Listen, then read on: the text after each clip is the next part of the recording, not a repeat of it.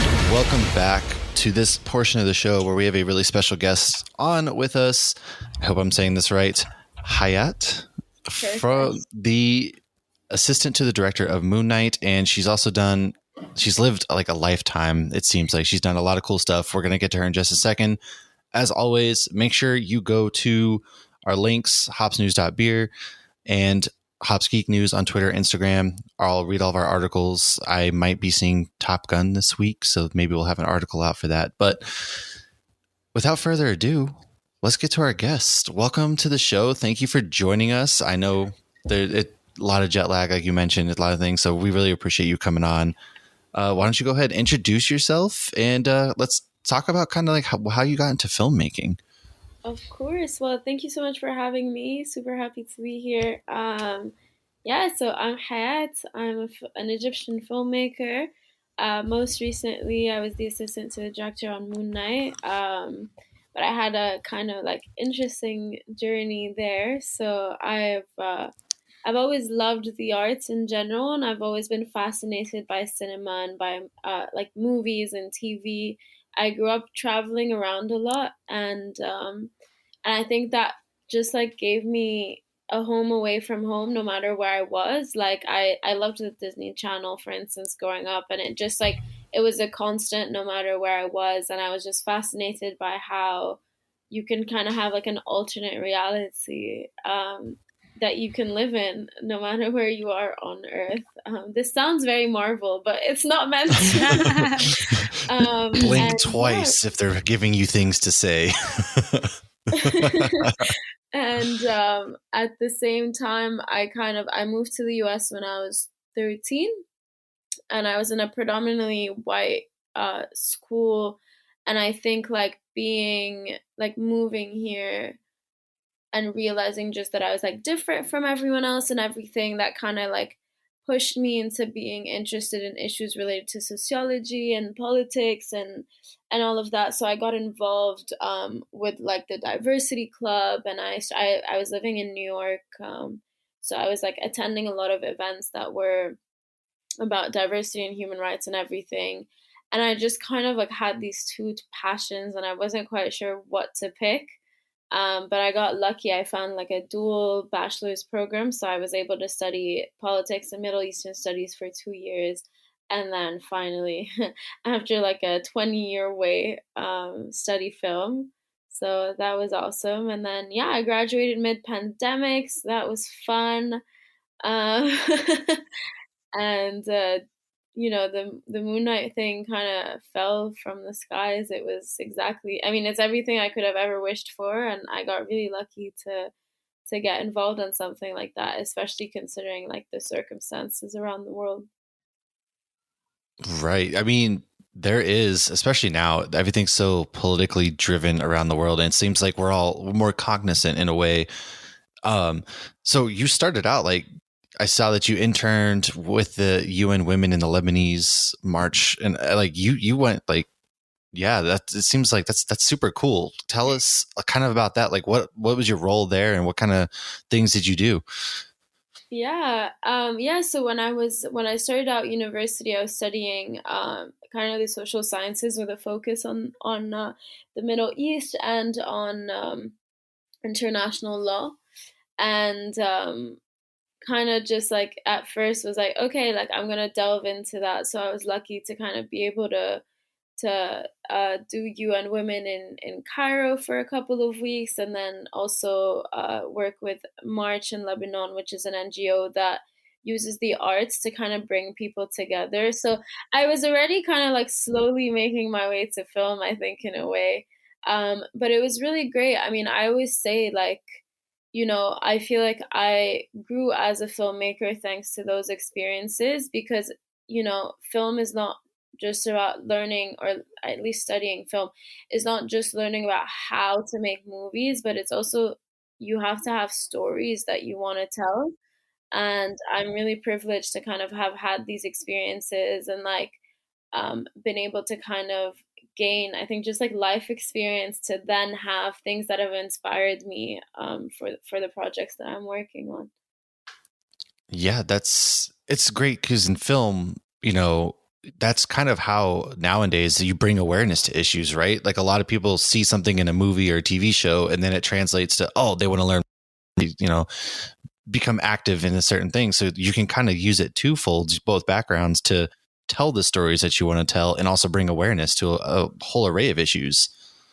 100%. I mean, I think, it's so interesting about film and media, but specifically like entertainment, is that you can bring issues to the light in a way that's fun and accessible to a lot of people.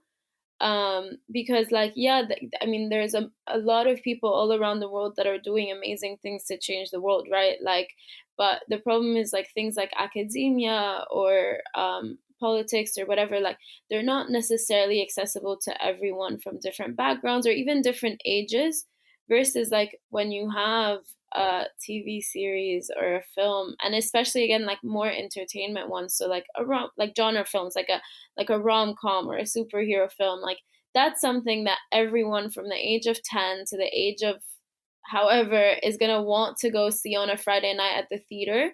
And so you're almost kind of like guaranteed, yeah, exactly. You're almost like guaranteed impact, right? And I think like that's what's so fascinating about film, about media, about entertainment, is just like you can get a story across to people from all around the world. I mean, it's been fascinating to me, even with Moon Knight. Like, I have people from my kindergarten in Egypt to people from my high school in New York, like people from such different backgrounds. Like, everyone's contacting me, like, "Hey, I watched this," without me telling them to watch anything. By the way, these are people I haven't contacted Oh, in years, wow. but it just shows you like the reach that it has, and like how people like on a global scale are attracted to the story. And I think that's really the power that that has, is you're just reaching so many people. And I think there's something so fascinating about that. I think that is amazing. I think Marvel's doing a great job too of kind of teaching some of those stories, because not every kid gets certain perspectives about things and learns certain things that they should learn. And you got a great platform, and yeah, Disney or Marvel's, I think, changing the world for the better. But maybe I'm just biased because I love Marvel. No, I mean, it's honestly amazing. I grew up loving Marvel as well, and like to see today like just how many stories they're bringing to the light that are quote unquote different, or like that we haven't seen kind of portrayed in Hollywood before, is so cool. Obviously, like I'm biased towards Moon Knight because I worked on it and because it's about Egypt and I'm Egyptian, but all the other shows and movies that have come out and that will come out are also just like so exciting to me. And I just feel like it's also just cool to see something different on the screen. Like, we've seen so much New York. I love Oh New my York. God. I Yeah. grew up there, but like it's just like exciting from a storytelling perspective and from a visual perspective to just be seeing something different. Like, it's been however many years of Marvel, and it's just really cool to have the opportunity to see like the stories that we've loved for more than a decade, but in a refreshing way as well, with new Yeah. exciting characters. Well, I mean, if you look back to, I mean, your early 2000s or whatever, you weren't getting, people like African American Captain America or Egyptian superheroes. It's more of like, okay, the Fantastic Four. Yeah. Okay. New York, or you were getting, Iron Man and Captain, or like all these. And so now kids, it kind of translates to kids at the end of the day, right? That's how it goes. And now kids are like, wow, I could be a superhero potentially growing up. And the way you guys get to tell these stories, it just impacts them on a whole deeper level than somebody like me. Cause I'm like, yeah, of course, Captain America, Iron Man. But then now kids like seeing Moon Knight, or we're seeing Captain Marvel out there for, like I have a daughter, she could see all these female superheroes. It just impacts on a whole different level. Well, No. the scene in Moon Knight where Layla saves that little girl and she's like, "Are you an Egyptian superhero?" Like, I got emotional because that little girl wasn't even scared. She was just so excited to see a superhero that she could see herself in. That was like, I mean, how I felt. I can't imagine how you felt as an Egyptian woman. Like, that had to have been even more so. Because, yeah, No, that was adorable. 100%. Like, it's so like magical, honestly. And it's like almost sad that it took this long for it to happen, but it is just like so cool that it's finally happening. I mean, the first time we did a camera test, and May walked out in costume, not even the Scarlet Scarab costume, like just one of her other costumes. But you know, she still looks cool. She still looks like a superhero even before she becomes one. So she walks in front of the camera, and I'm like kind of like standing there, and I started tearing up because she had the big curly hair, and like she just looked so cool. And I was like, I mean, growing up, like I had, you know, there was Black Widow to look up to, like that was the cool woman in the MCU, but she looked nothing like me, and like I would never pull off like an all leather, like, you know, it just like felt so far away. Even as an adult now, like seeing a character like Layla come to life was just like, whoa, like this is, I had my graduation. I graduated a while ago, but we had our in person this year, and I wore my my hair curly, you know. I was like, okay, so it still has impact on people no matter what age, but I agree with you that especially for younger people, like it can mean, like it can make the difference between like going to school in the morning and being like apprehensive to like, okay, wait, like maybe I can be cool too.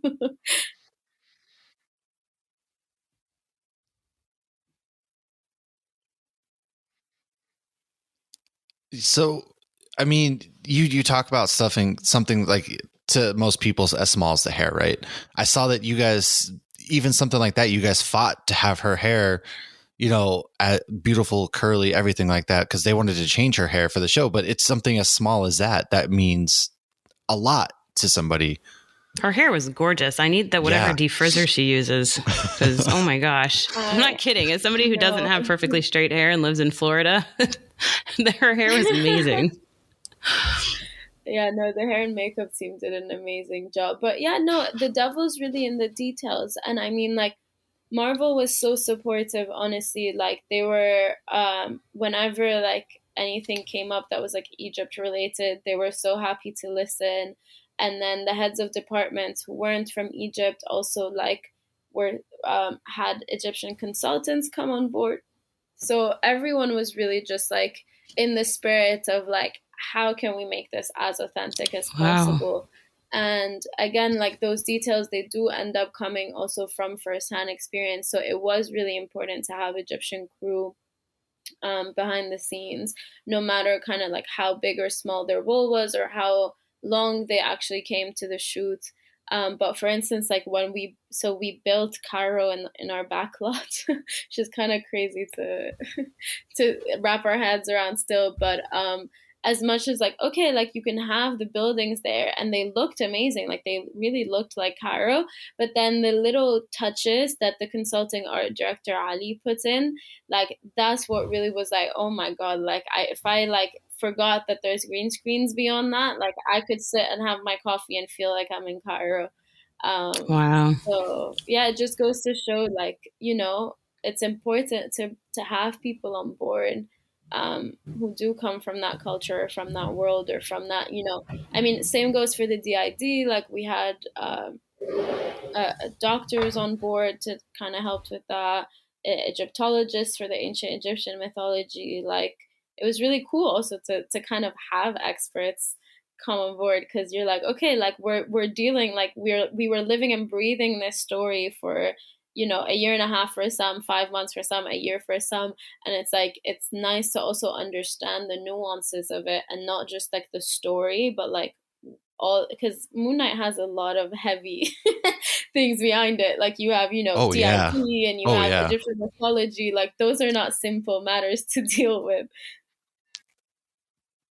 Not at all. Yeah, and they did it beautifully. And I love that they brought experts in, because some of that stuff seems silly. It's like, you know, if you lived in Miami and somebody calls something, there's some movie where they call it brickell rather than brickle. It's like you didn't have anybody on set that was familiar with that. And that's something silly. So when you're dealing with mental health and yeah, mythology and whatnot, yeah, you want to get it accurate. And I loved it because my daughter's big into, she loves all the Rick Riordan books. So Greek mythology, Egyptian mythology, she loves all of it. And she was like, oh yeah, that's right. Oh yeah. And she was telling me the stuff as they're like, you know, coming out on the screen. And that makes it so much better for anybody who has any kind of insight on that, or knowledge, or experience, or their culture. And so, yeah, I think this was one of the best Disney Plus shows. I loved it. And I loved that we were Mark Spector and like we didn't know. I thought that was really cool. Go ahead, Matt. I cut you off. Oh no, I was just gonna say, since we've transitioned to the Moon Knight, like how did you end up going from politics to getting hired by Marvel, and then what was your role in the Moon Knight making? Yeah. So by the time Moon Knight came to be, I was kind of already working in film. I was living in France. I was working in distribution, so kind of like the end of the chain. But I have a mentor, Daniel Ziskind. He works with Egyptian. He's French, but he works with Egyptian cinema, and he's produced a couple of Muhammad's films before. So he contacted me, and he was like, hey, there's an Egyptian director coming into town. He needs someone to help him out for the week. Is that fine? Muhammad at this point was working on his latest feature. And I was like, sure. So I would go work with Muhammad in the morning, go to my actual day thing, meet with Muhammad in the evening. It was kind of it was a intense but exciting week. And by complete coincidence, at the same time, I saw a post. Oh wow! Advertising for the Moon Knight assistant to director role, but it was so funny because it was like, hey, we're looking for someone who speaks Arabic, English, can live in Europe and the US and Egypt, preferably they must have lived in Egypt before, must like superheroes, and must know how to read and write scripts, something like that. And I read it and I was like, that sounds like me. There's no way that's amazing. Must like superheroes. Not for me. But at the same time, it was on Facebook I found it. There was no profile picture. There was no last name. And the email was a very random email. So in my head, I was like, this is probably some crazy short film somewhere. And I just didn't apply. And then I connected the dots because while I was working with Muhammad that week, he kind of he kind of was like, yeah, because I'm working on an American project. And then I kind of connected the dots that his wife's name was Sarah and the person who posted the thing was Sarah, blah, blah. And I just connected the dots and I was like, hey guys, wait, is this? And they were like, yeah, we felt it from the start. We'd love it if you came to work with us and stuff. So I had to do the official application with the Marvel crew. But yeah, it really was a strike of fate. So that's how it happened. And then my role on the show I basically was Muhammad's shadow. And because Muhammad was involved not only as it seems like somebody made that. Yeah, he because he wasn't only the lead director but also an executive producer, and him and his wife Sarah, who is a producer on the show as well, wrote a version of the script. I kind of my role shifted because during writing, we'd read the script and give notes and rewrite and all of that.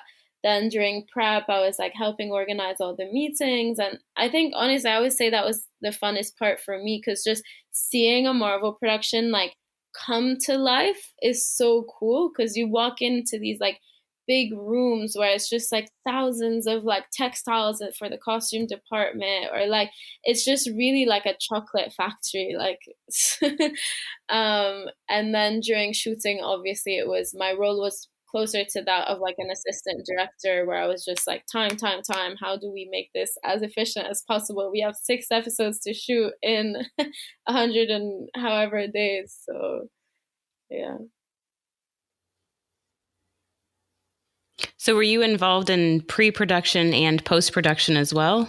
All of it. I was involved basically, I would say, from the late development to post-production and press. Yeah. So how long does that take? Because they're 6 mini movies basically. So how long were you working on Moon Knight total? So when I got on board, we were still writing, and that they'd obviously been writing for years already. But so that was November to, we were writing, by the way, till the very end.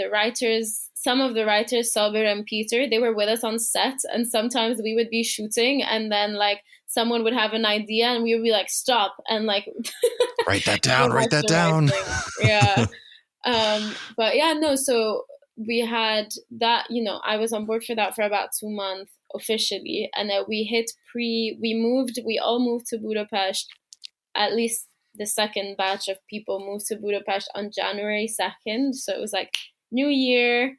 This is Moon Knight year. So we were prepping until April for 4 months. And then we were shooting nonstop from mid-April until end of September. Oh wow! So, did you read any Moon Knight comics prior to working on the film or the show, or was it like, oh man, I'm gonna go dive in, or did you? How much prep time did you have to do for yourself? I mean, you just working behind the scenes. I got involved, so like between when I kind of got told that I was gonna be on board and like actually starting, it was like a week. So I had to kind of dive in once I was actually involved. Yeah. So, anyways, no, I had to dive in once I actually started on the show, and so Nick Peppett, one of the amazing Marvel execs, kind of just like sent me a whole bunch of the comics, and I just read and read and read and read. So I think I made it through honestly a big chunk of the runs, but it was kind of like while we were prepping at the same time. Oh, that's the dream. Just get like a bunch of comic books sent to you. That's like the dream right there. They were PDFs, to be fair, but I had them on my iPad. It almost felt like a real one.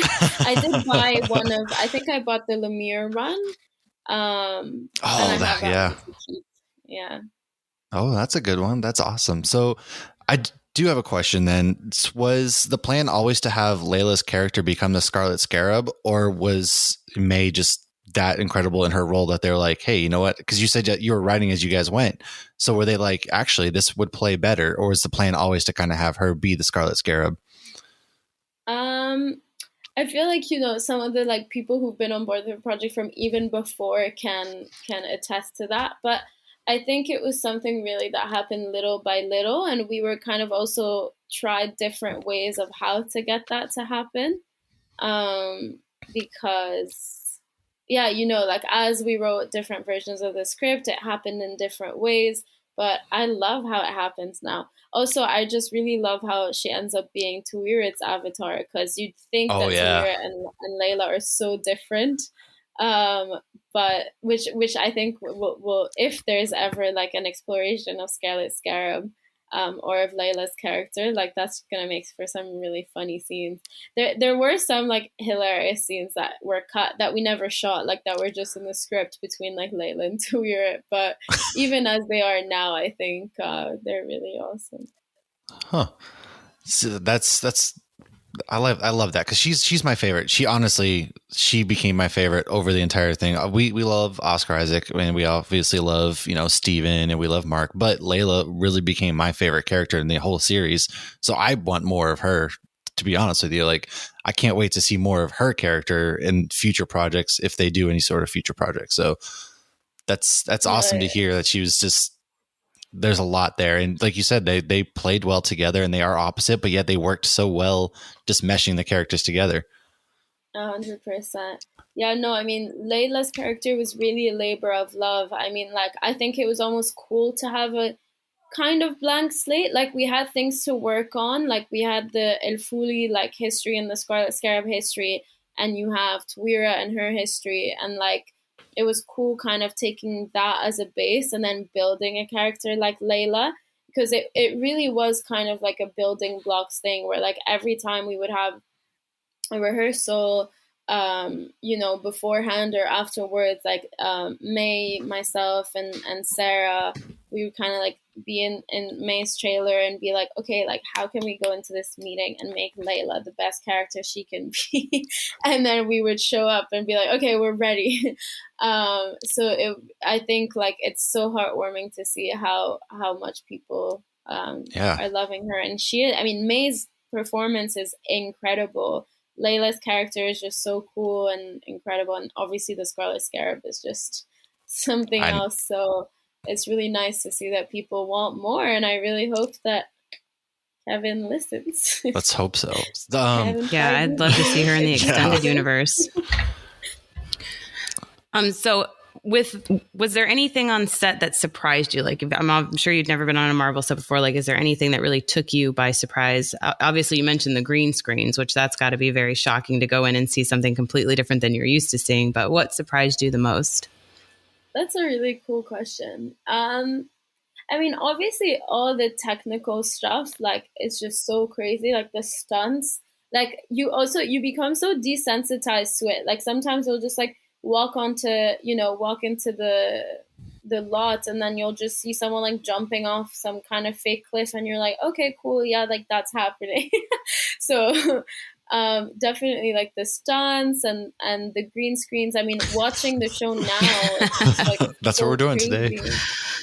Oh yeah, literally. Or sometimes like you'd be having lunch and then like I'd see from the window like that there's just like smoke. I'm like, oh my god, something is on fire, and then I'd have a moment where I'd be like, you're on a lot, everything's okay. Trust me, everything's either on fire on purpose or everything's taken care of. So yeah, I think that's what really was like super cool, is just like how normal it becomes to have such abnormal things happening around you, like including like the gods, like you just like walk around and like you have Kareem, who's like Khonshu's performing, like walking around in his like draped costume, and I think like yeah, it just feels like you're living in like a dream world, and then just becomes normal. Like you stop thinking about it after a while. But this is actually maybe counterintuitive, but I think the most surprising thing to me at the end of the day was how much, at least our set, like I don't know if every Marvel set feels like this, but it felt like we could have been shooting like a short student film, in the sense that like everyone is so tight knit. Like the sets honestly felt very small. Like everyone knew each other. There was no hierarchies. Like, as an assistant, you could stand and talk to the DOP or to any of the actors. Like it was just so convivial and warm and everything. And I think that's what was kind of surprising to me, is that like it's like, oh, like it's a Marvel show and like everyone's been nominated for some kind of massive award, but at the end of the day, like we're all here just like trying to make the best show that we can make. Yeah. So that was awesome. I mean, Ethan Hawke and Oscar Isaac, those are huge names. Literally. So I had actually read that they brought in Oscar Isaac's brother as a stand-in when he had to do the scenes with himself. Is that accurate? Because I read that on IMDb, so I didn't want to trust it. It is. Michael, Oscar's brother, he's an amazing actor, and he was with us the whole time. And yeah, he like basically, was they gave him a fake nose to kind of look more like Oscar. So that was really funny seeing, like, because sometimes you have to squint because they don't look alike usually, but with the power fake of nose, makeup, you kind of be like, but yeah, no, that they would do the scenes opposite each other, and it was really cool watching them work together. To be honest, they have such like obviously like a brotherly love between them, and I think that really helped Oscar's performance in like in episode 5 where he has to. Oh my gosh, yeah. Well, my first thought too was, in the show, his brother passes. So that had to have made it more difficult and I guess easier to act the part.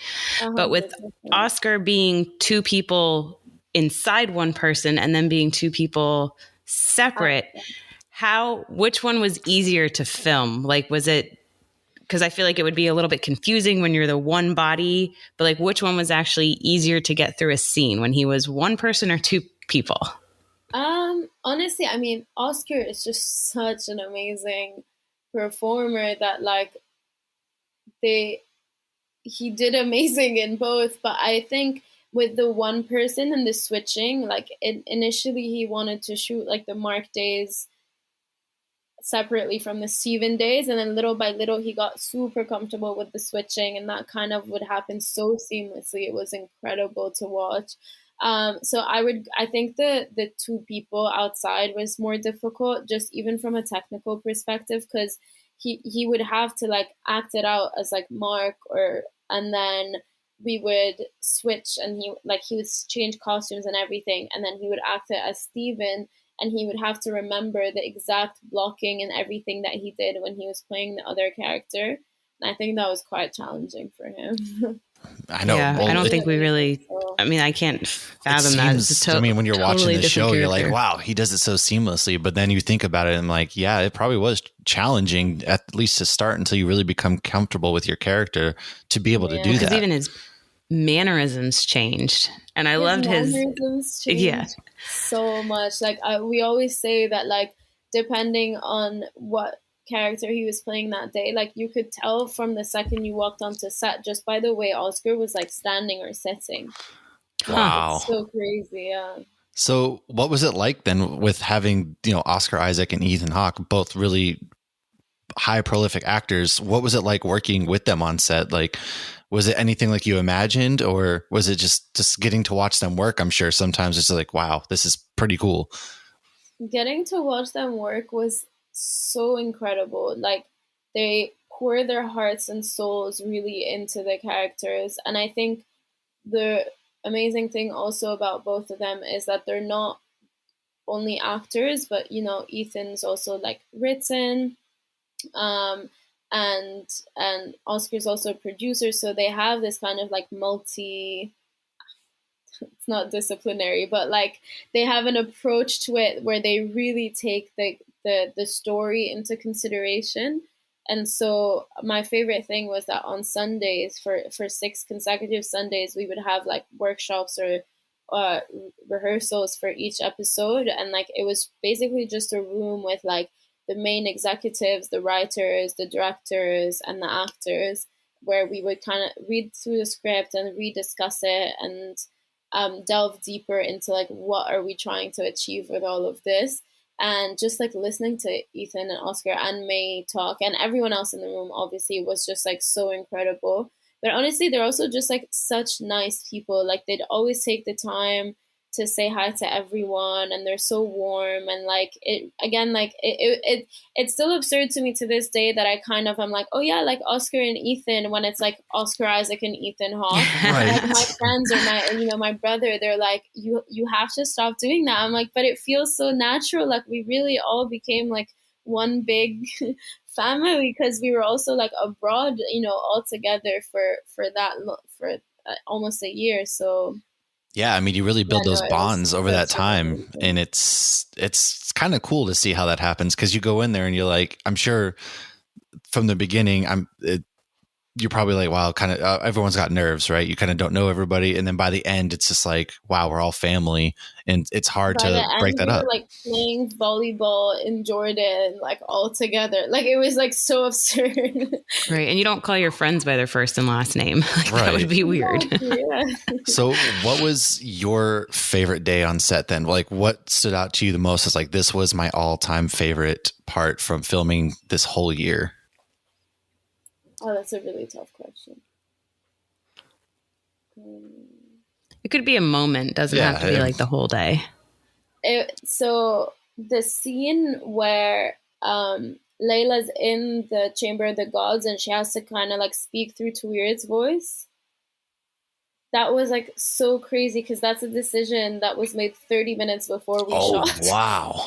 And Wow. so we had to sit. It was like Antonia who plays Tawira, and like she gets called onto a set, and Muhammad is like, "Okay, guys, you have 30 minutes. You have to make this work. Like Antonia, do your magic. Like May, you have to do what she's doing." And it was so crazy because we were kind of like watching them. Obviously, like Antonia's amazing, and she has like such little things that she does that made Tawira who she is, including this little move she does with her knee that the VFX team like was like, we have to get this. um, and so we're kind of like watch them talk for a bit, and then all of a sudden it's like, okay, we have to shoot, and like all of a sudden like May is Antonia, like Yeah. Layla is Tuir. It was just like so cool to watch. It kind of almost felt like improv that day. It was like there's this thing, we have to do it, and like we're gonna do it, and it's like, okay. So that was really like just like such a fun moment of like going back to kind of like the essence of acting and like theater and like Yeah. just playing around really. Now, with this being obviously Moon Knight was the first MCU thing we got that we've seen zero connections to the bigger universe. And you've made the comment of, you just said like they changed stuff. So how does that work as far as the MCU as a whole? Is it like, okay, this is the storyline you have to follow. Now have fun with it however you want to have fun with it? Or was it like, okay, we want to change this. We got to go ask somebody real quick if this is going to be consistent if we ever do see Moon Knight in the future with the Avengers or whoever else?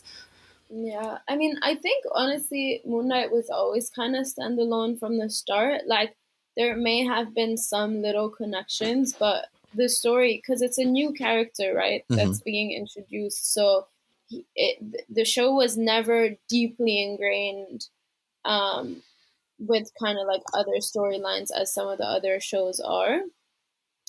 And I think just kind of like as we moved forward, we were like, we already have so much to tell with our story. So I think kind of like the Marvel execs were like, okay, let's kind of just keep Moon Knight for now. And that's probably less stressful for everybody else, because then you have like this blank slate to play with in this playground versus it's like, all right, we got to connect to 6 other shows in this movie and set this up for the future, where this time it's just like, hey, we're introducing this character, we're exploring a culture that like hasn't really been explored before, especially in the MCU. Let's go have fun and let's tell this amazing story. Exactly. Right. Well, I think as fans, though, it's like we see some of these things that are built up and, like an Endgame, and we're like, oh, my gosh, were they planning this when they, did Ultron, or was this just a happy accident? So I guess as a fan, I kind of wonder some of these things, like how much is like, let's just throw this in there. And in, 10 years, this might be relevant to some storyline we have, or how much of it is happy accidents that they make work later. I do think that, the Marvel execs, like they really know what they're doing. And like we had Grant and Nick on board with us like on set, and like Nick is a force to be reckoned with. Like I don't think that anyone knows the MCU better than he does. And I am sure that he's put in some stuff that like no one else has noticed. And then one day we'll be like, oh my God. Yeah. Wait a second. That's why that guy was using that one pencil in that one scene. Exactly. See, oh, that's awesome. So this is my last question, and then we can start to do some wrap up questions. How much did they press on you guys? Be quiet, don't talk, NDA, or we will find you. I mean, especially I think like I'd worked in the industry, so I'd seen NDAs, but the stake weren't really high. But oh my God, I was like terrified when I was like started Moon Knight, and I like had to sit like my grandma down and be like, we are just saying she's working on a show in Hungary. That's all we can say. And yeah, like I would whisper Moon Knight whenever I would talk about it. I'd be like, blah, blah, blah, blah, Moon Knight. And so I have a friend of mine, he won't stop making fun of me because of that. And like when the show came out, he just texts me nothing but, you can finally say it out loud. You can speak up now. It's like every time you say it, you look over your shoulder. It's like, is there anybody around?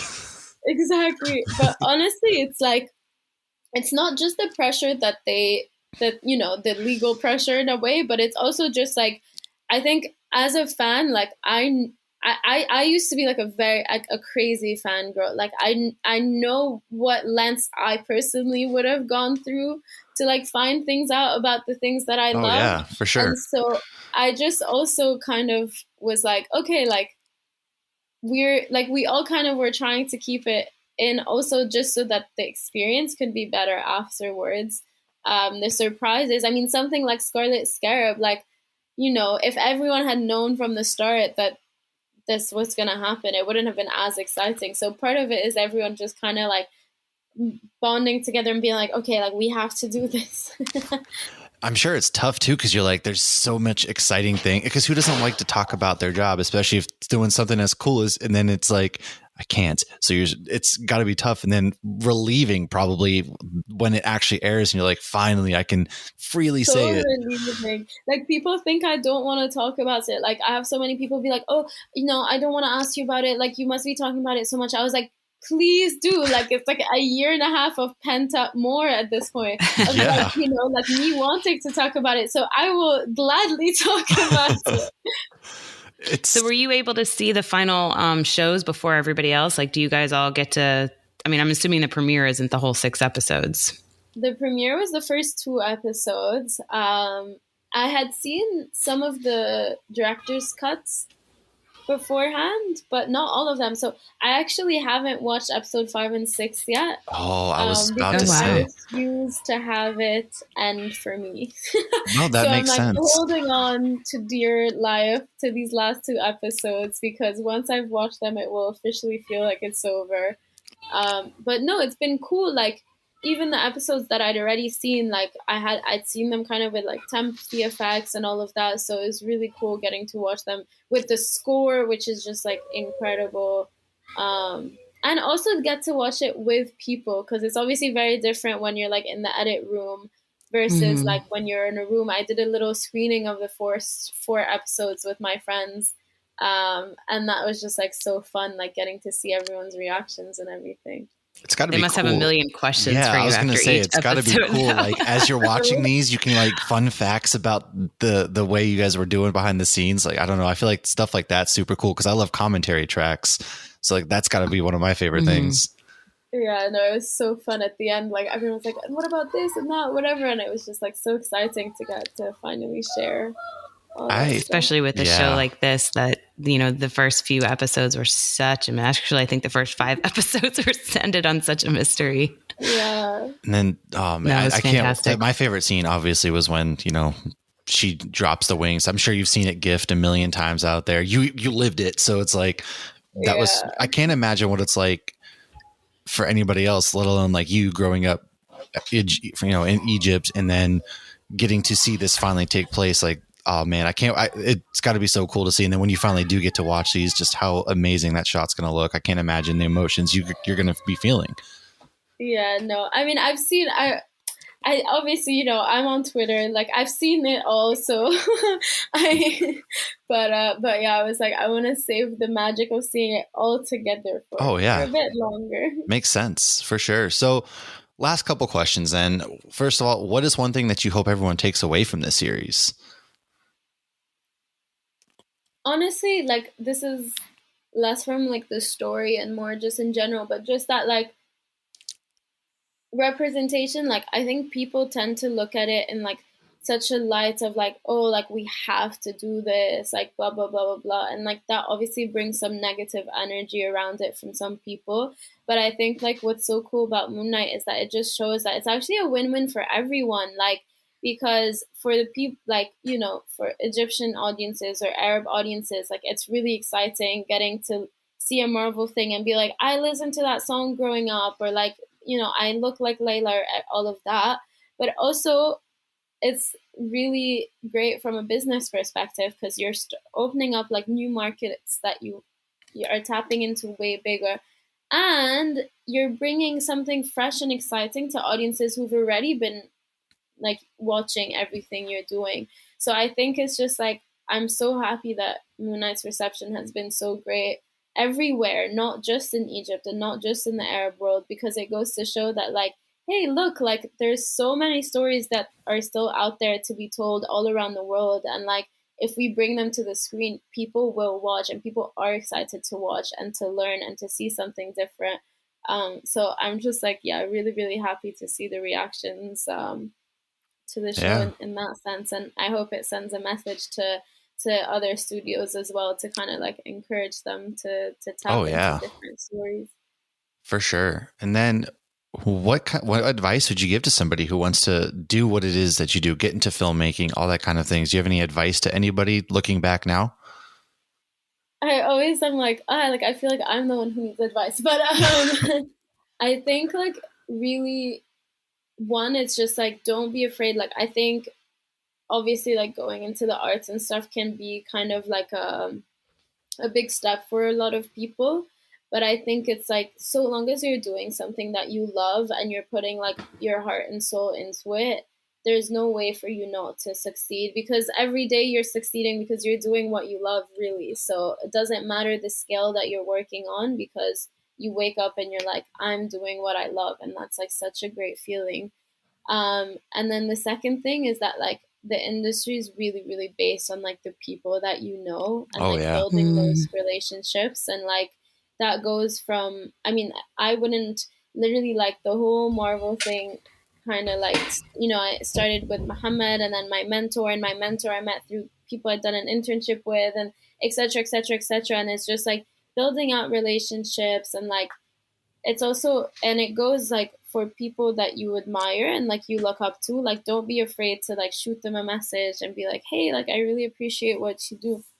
But also people like your peers. I mean, there are so many people that I went to university with, that everyone doing really cool stuff now, and we kind of get to still work together or build projects together, and that's really fun. Like my next, the short film I'm working on now, it's called Last Call, and I'm co-directing it with a good friend of mine from university. So I think building out those relationships is just so important. Yeah, it's for sure. And that was going to be my next, the last is, what kind of projects do you have that are coming up that you want people to know about? And then where can people find you? So most, like, the one that's hopefully going to happen very soon is a short film I'm working on. We're shooting it in Belgrade, Serbia. I'm co-directing it with Kaja Grujic, who's an amazing Serbian creative. So I'm really excited for that one. Hopefully it will be available. I mean, we have to shoot it still, so hopefully it will be available sometime soon. And then, yeah, a lot of other baby projects that are still kind of growing. But I'm hoping, I'm working on a documentary series about music in the Arab world. Oh, wow. So hopefully people who like the soundtrack of Moon Knight will enjoy it. So those are kind of like the two. And I'm associate producing a short musical. Oh, really? I'm really excited about that. Yeah, it's directed by Farida Zahran, who's an Egyptian filmmaker. And I love musicals. They're what made me love the movies. So I'm really, really excited for that one to see. I'm excited wow, for those. You got a full plate. Those are exciting because I've spent time in Jordan, Kuwait, Qatar, Saudi Arabia, like all that. So I'm excited to like experience kind of like the music and the culture and stuff, because the food alone, like I loved the food there. So I can't wait to experience some of the other stuff. So I'll be on the lookout for those for sure. Yes, I'll definitely share them with you guys once they come to life. Awesome. Well, Lauren, do you have anything before we wrap it up? I just, your comment about, you got to put yourself out there. You're the second. We had the Heather Antos that came on previously, and she's done editorial work for Marvel Comics, Star Wars Comics, and she said the same thing. And so many people are scared to do it. She's like, you just got to put yourself out there. So I love that both of you said that. I think people forget how nice other people can be and want to be. Oh, yeah. Because genuinely, like, the only reason sometimes someone might not respond is that they just have a lot on their plate. But most of the time, like, everyone wants to help out or to talk or to... So you really if you put yourself out there, like, someone will kind of respond back and want to help. So it's worth the shot for sure. That is really good advice. That is good advice. And that's about it. I can't wait to see. I know we're probably not going to see them anytime soon, but I cannot wait to see they did both of them. We're not talking the future, but I will say that the official account changed it from series finale to season finale. So, but see, like Loki at the end, they're like, there's going to be a 2. Yeah. We haven't gotten that with any of the other series. It's coming back. I know it. And hopefully it does come back, and hopefully we get to see you working on the second season or whenever Moon Knight does come back. So time to meet Jake Lockley. Yeah. I mean, the way they set it up for sure. But thank you so much for joining us. We really appreciate it.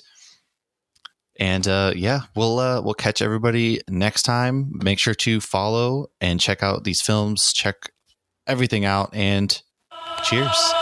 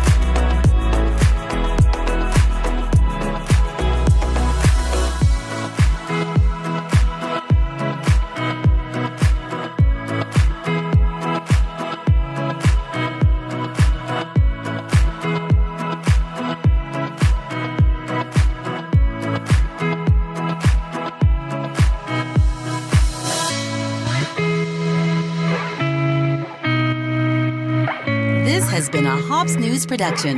You can find Hops News on all your favorite podcasts and social media platforms at Hops News. Cheers.